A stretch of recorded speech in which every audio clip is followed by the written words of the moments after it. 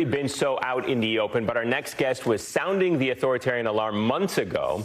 Independent journalist Mark Wortman wrote in Vanity Fair back in February, quote, "Some have begun to wonder if the president is preparing for a more all-encompassing contingency, a mobilization that could be utilized against political opponents who supposedly threaten the nation's territorial integrity, with troops potentially marching into states and sanctuary cities that resist deportation orders."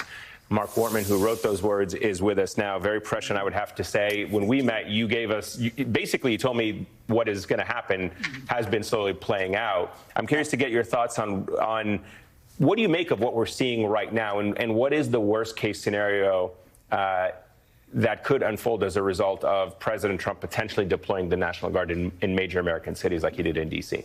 Yeah. Okay. So my take on it is that all along he has been thinking in terms of how do I take control?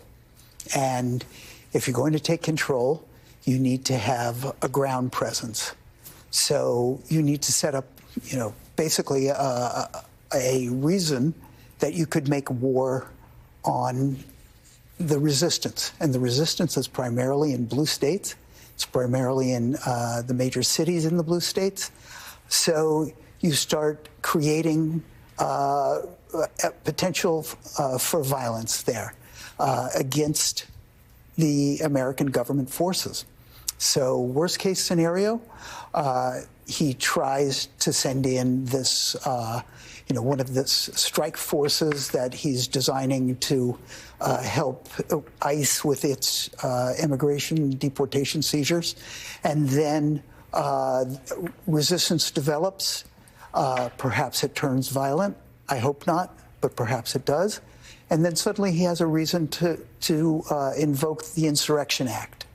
And that's literally declaring war on an American population.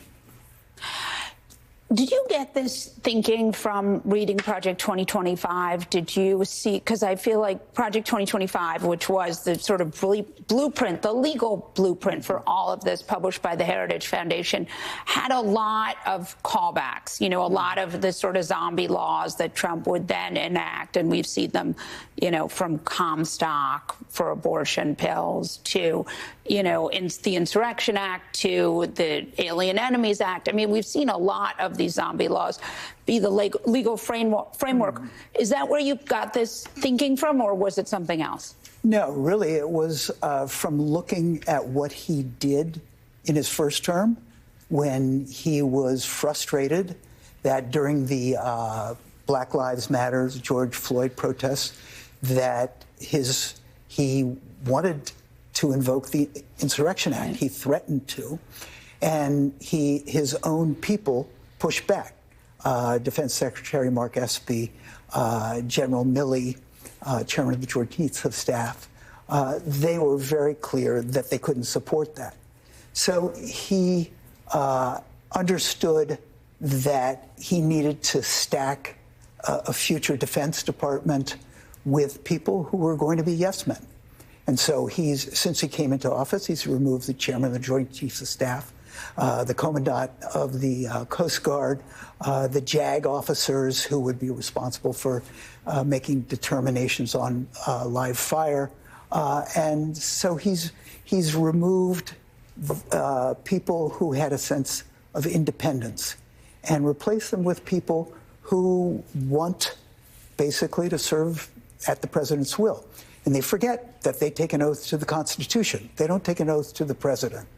So, so you wrote about senior officers talking to you about how they are worried about unlawful orders. What kind of unlawful orders are they expressing fear about being asked to carry out? And is this a coming clash where you have Governor Pritzker saying that, quote, if anyone comes, he said, "We are watching, we're taking names. If you hurt my people, nothing will stop me," from accountability over his domain. And is this just an emerging clash of federalism?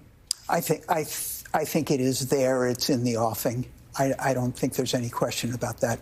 I think that you have a state, which is a sovereign entity within the United States, but you also have a very powerful presidency federal government that can, on the orders of the president, invoking the Insurrection Act, which has only happened 30 times in the history of the United States, and it hasn't happened since 1992, and that he could then send in troops.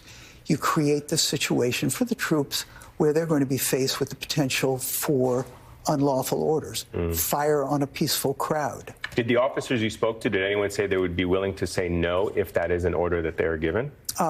They certainly are faced with serious dilemmas. If they by joining the military, they agree to obey orders. Right.